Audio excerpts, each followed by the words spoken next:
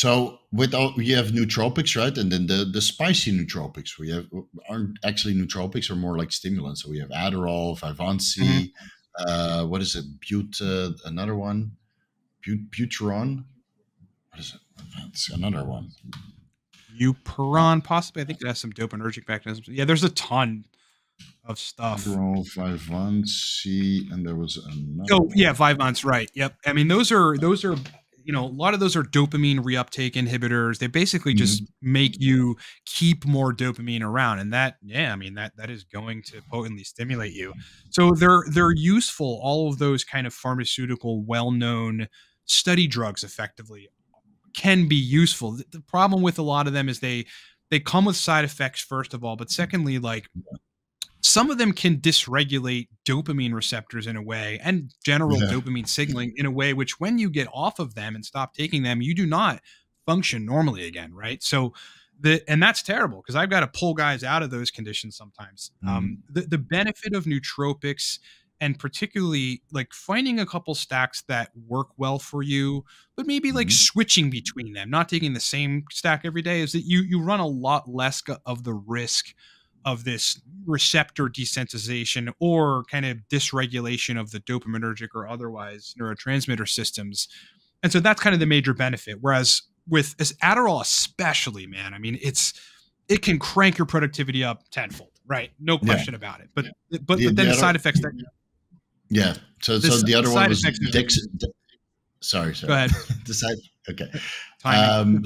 Yeah. So the other one was dexedrine. So Adderall is like a Okay. combination of two kinds of amphetamines, right? You have dextroamphetamine and levoamphetamines, but Right. dexedrine is just pure dextroamphetamines, and some people respond Uh-huh. better to that.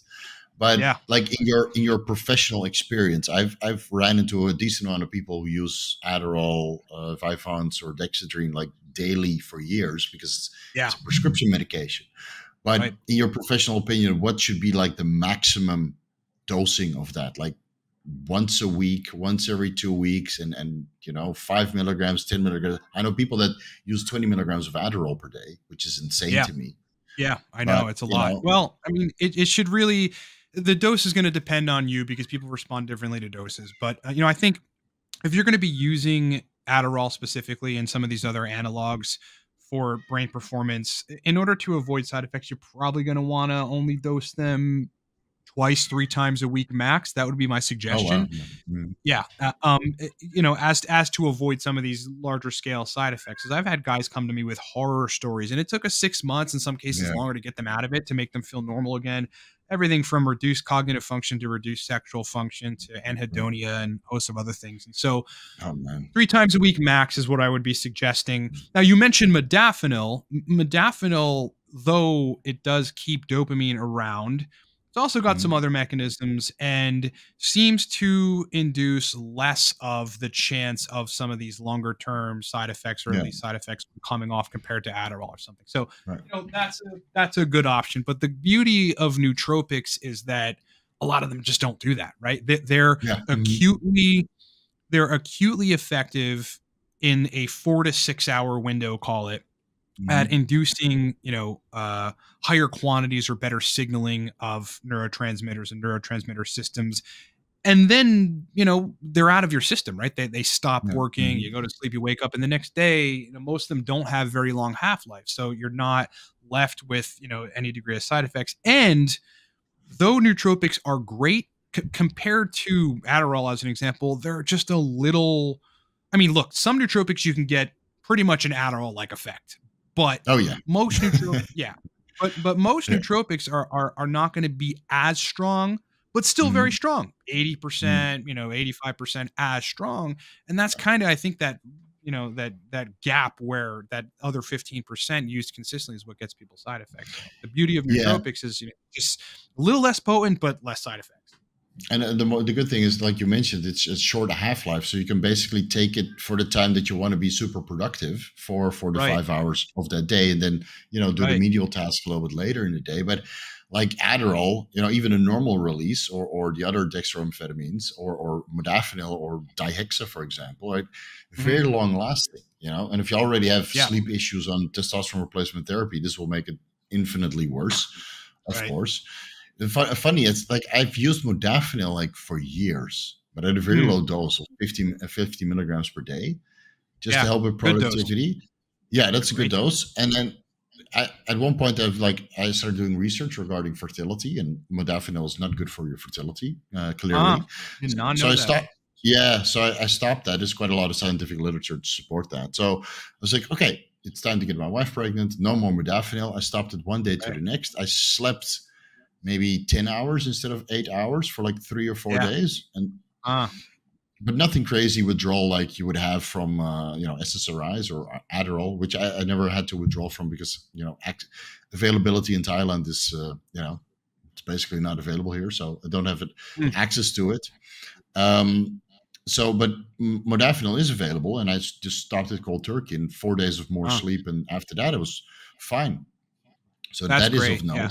Yeah. So at least with That's a me and a couple of people that I talked to, they had zero withdrawals of Yeah, I modafinil. mean that's You and know. that's common. And again, I mean compared to some of the other harder dopamine drugs, I mean that's why modafinil is like it's still pretty potent and it's definitely Yeah. like noticeably stimulating. And it's in that kind of arena, but there's just a lot less side effects. Yeah.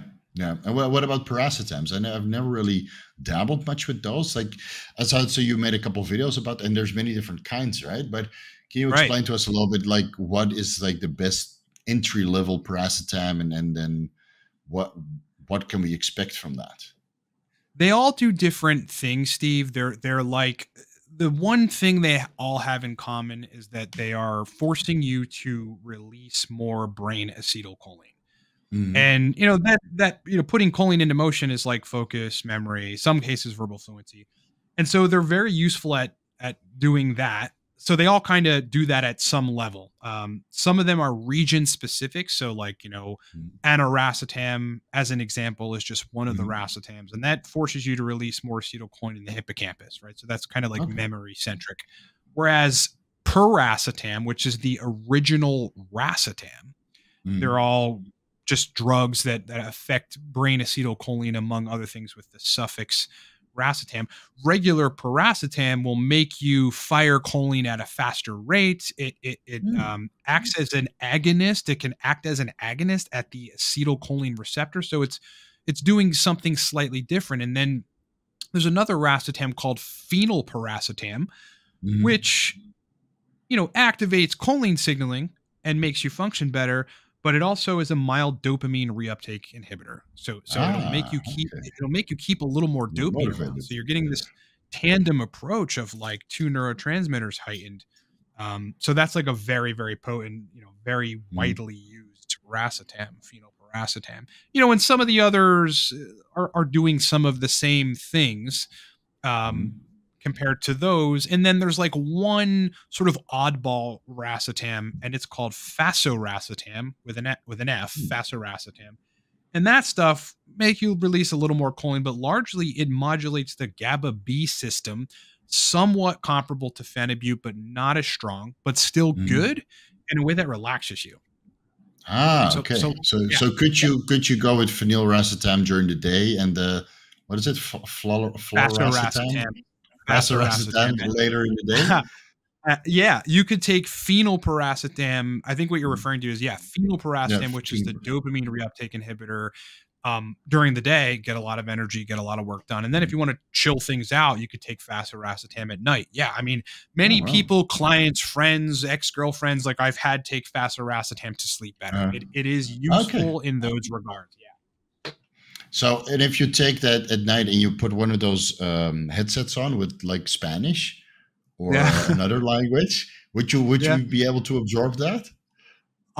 Do you Maybe. think? I mean, you'd probably be functioning a little better, dude. I mean, yeah, yeah. the There's next, the all next, kinds of stuff. That's funny, dude. There's all kinds of stuff you it's- can do with manipulating neurotransmitters, especially in that place like when you're going to sleep, where I don't know. It turns out you're more likely to be programmable depending on what you're listening to. Then yeah, there's a use right. case for that.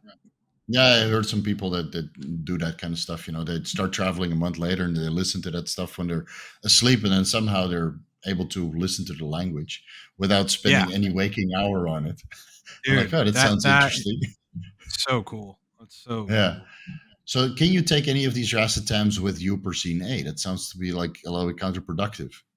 or does it Well, actually enhance each other effect? they can. The thing about racetams is like they're putting choline into motion.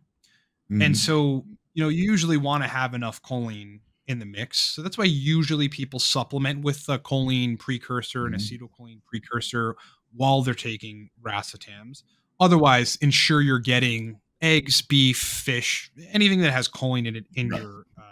in your diet. Like, I mean, I think that's useful. But huperzine A, as I think you understand, because in that video I did Yeah. about choline, you were referencing huperzine A and its effect on choline metabolism.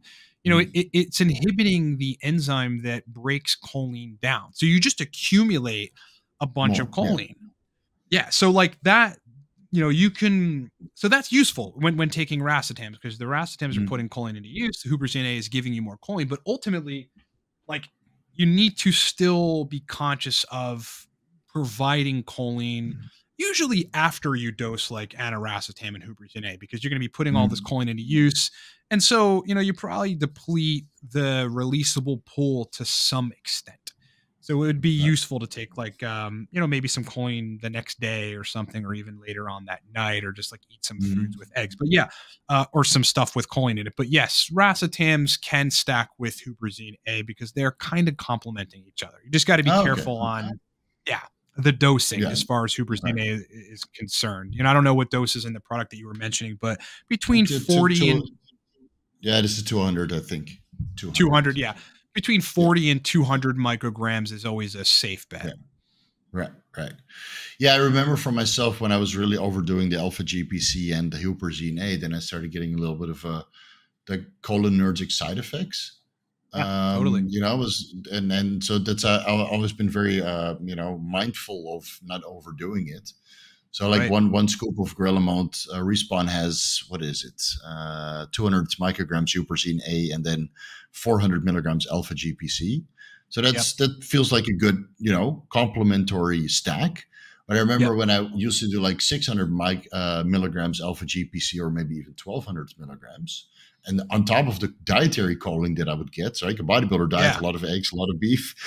So Oh I yeah. would feel a little bit loopy at the end of the day. So Yeah. that's why I mentioned that in the video. It's like there's a like an optimal dose where you feel like you Mhm. have like bliss and you're super productive, and Yeah. then there's overdoing it, and then you feel weird, Yeah, you're basically then you overtaxing yeah, the choline, the receptors, and they have, right, it's, I mean, if you accumulate too much acetylcholine, it's ultimately toxic, but that's way high doses of that stuff, and yeah, yeah. You I don't mean, have to don't have to worry about you couldn't even reach that with a lot of the precursors, but ultimately the side effects are what that is, just a mild version of that choline receptor toxicity, it. which Mhm. again, if you're dosing anything below 800 milligrams of alpha GPC, you never run into that problem. Same thing with 200 No. micrograms of huperzine A. You mentioned that like I tend to dose things lower and respond better Mhm. to those things, and I think a lot of it does have to do with the optimization, right? I mean, Yeah. I don't take any anti-cholinergic drugs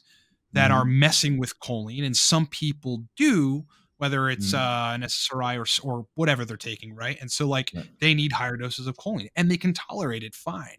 Mhm. Whereas like Yeah. with me, I'm eating eggs, I'm running in the morning, I work out in the morning, like I sleep Mhm. good. There's not a whole lot wrong with my physiology, because every time there's something wrong, I like have to attack it and figure out Yeah, what's going fix on it. and Yeah. learn Get rid of this you shit. know, yeah, Yeah. dude, it just becomes your life at that point, right? And Yeah, so, right. that's Right. why I respond, differently to, or at least in lower doses compared to, what you Right. may call a large quantity of people who require higher doses of the stuff. Yeah.